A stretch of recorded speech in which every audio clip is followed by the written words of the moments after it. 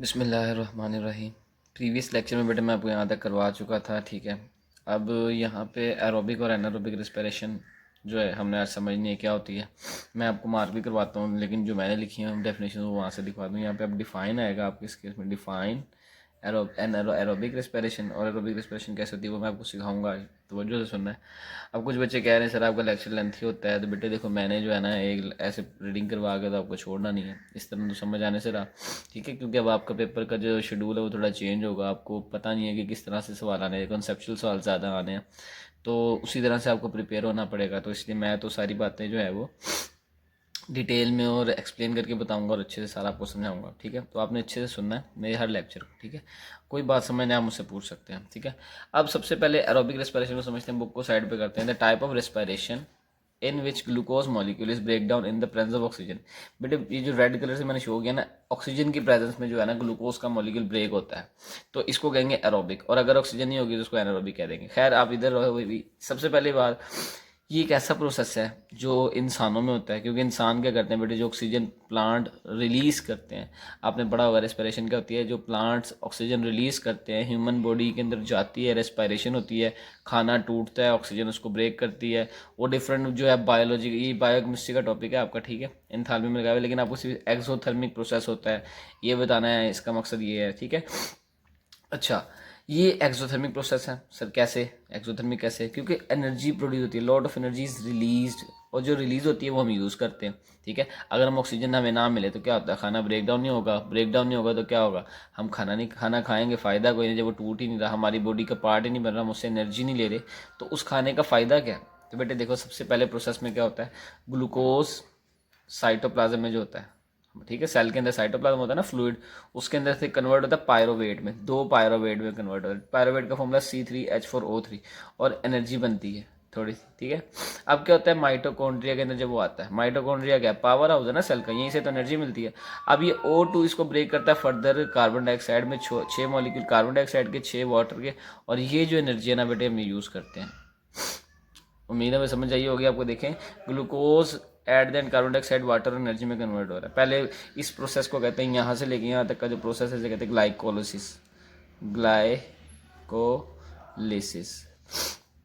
ठीक है। मैं आपको बुक से बता दूँ कहाँ से कहाँ तक हमने, देखो define glycolysis, during glycolysis one molecule of glucose is split, split का मतलब होता है टूटता है, मॉलिक्यूल टू पायरोवेट, एक मॉलिक्यूल दो पायरोवेट टूट गया, ठीक है। अब ये सारा प्रोसेस ना एक सीरीज में होता है, एंजाइम, डिफरेंट एंजाइम्स यूज होते हैं, एंड एंजाइम्स क्या करते हैं, एक्टिवेशन एनर्जी को कम करते हैं और रिएक्शन को रेट को तेज करते हैं, with the net production of 2 ATP। कितनी एटीपी बनती है, 2, ये MCQ है।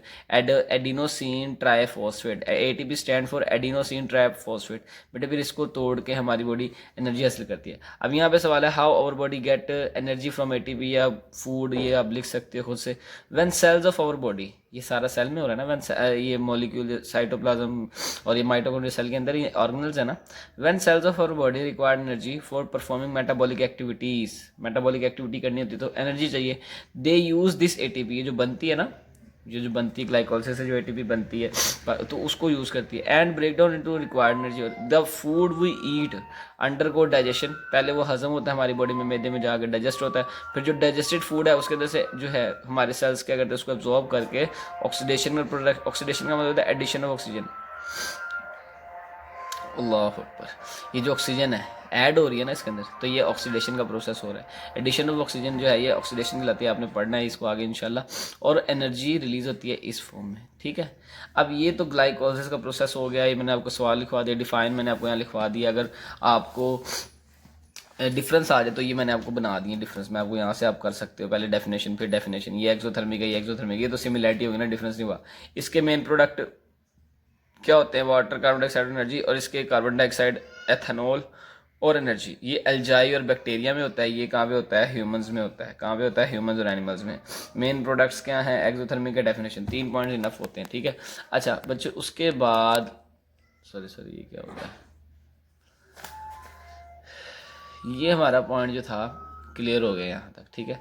अब आगे चलते हैं anaerobic with the type of respiration in which glucose molecule is break down in the absence of oxygen, in the absence of oxygen, जब ऑक्सीजन नहीं है तो उस टाइम पे क्या होगी, एरोबिक एनारोबिक रेस्पिरेशन होगी। एन फॉर नॉट ऑक्सीजन, मैंने इस तरह से याद किया हुआ है, N for not oxygen, N इधर नहीं है तो ऑक्सीजन इधर प्रेजेंट होगी, तो आप इस तरह याद कर सकते हो, ठीक है। It is also exothermic process, ये भी एक्सोथर्मिक है क्योंकि एनर्जी निकलती है। द मेन प्रोडक्ट एथेनॉल और लैक्टिक एसिड, इसका मेन प्रोडक्ट लैक्टिक एसिड हो सकता है, एथेनॉल हो सकता है। इट अक्कर्स, ये किस में होता है, ये इंसानों में तो नहीं होता। इंसानों में कभी तब होता है जब हम बहुत ज़्यादा हार्ड एक्सरसाइज करते हैं ना, उस वक्त पे जो क्रैम्पिंग होती है तो यही बनता है, एथेनॉल वगैरह बनता है हमारी बॉडी में, ठीक है।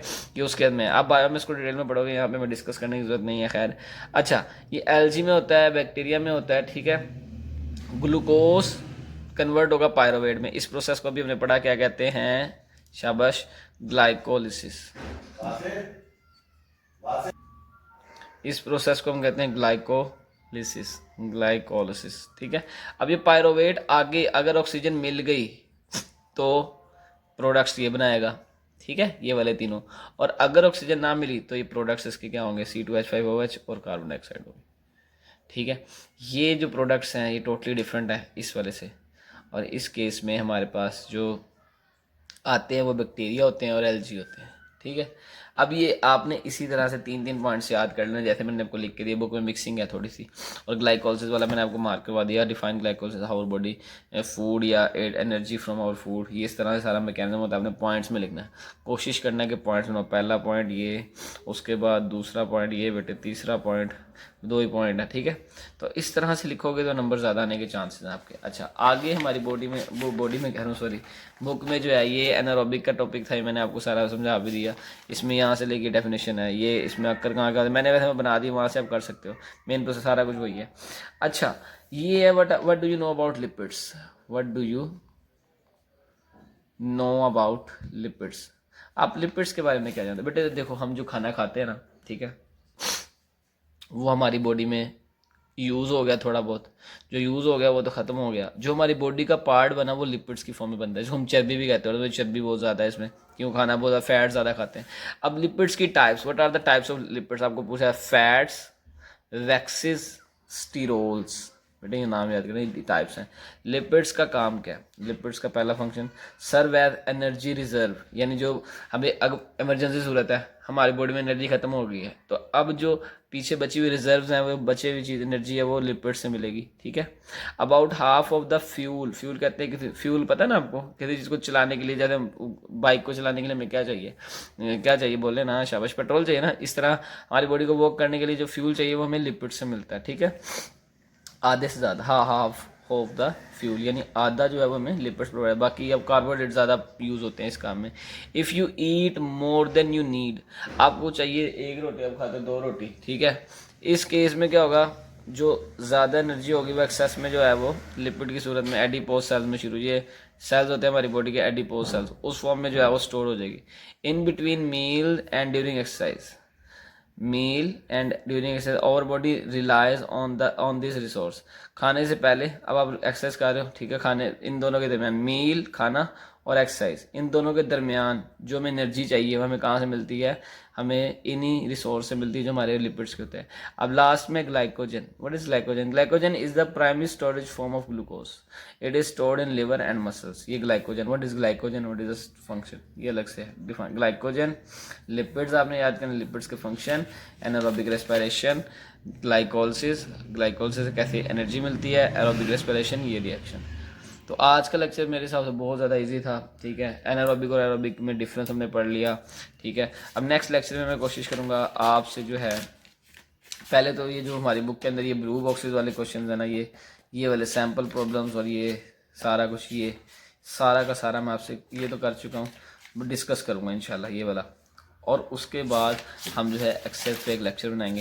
एक्सेस, अब आपने बताना है कि ये क्वेश्चन 2 अलग लेक्चर में हो या सारे इकट्ठा हो। क्वेश्चन 2 का एक लेक्चर बना ले, क्वेश्चन 3 का, और फिर क्वेश्चन 4 का, और इस तरह से क्वेश्चन 2 के साथ जो है हम अपने MCQs को रिलेट कर लेंगे, ठीक है। और हमारा ये टॉपिक जो है, हमारा चैप्टर कंप्लीट होगा, फिर हम इक्विलिब्रियम की तरफ चलेंगे इंशाल्लाह। इक्विलिब्रियम का चैप्टर इतना लेंथी नहीं है, छोटा सा ही है, तो आपने ज़रा ध्यान से सुनना है और अच्छे से याद करना है। मेरी जितनी बातें बताई हैं बार बार सुने, अच्छे से सुने और लेक्चर। अल्लाह हाफिज़।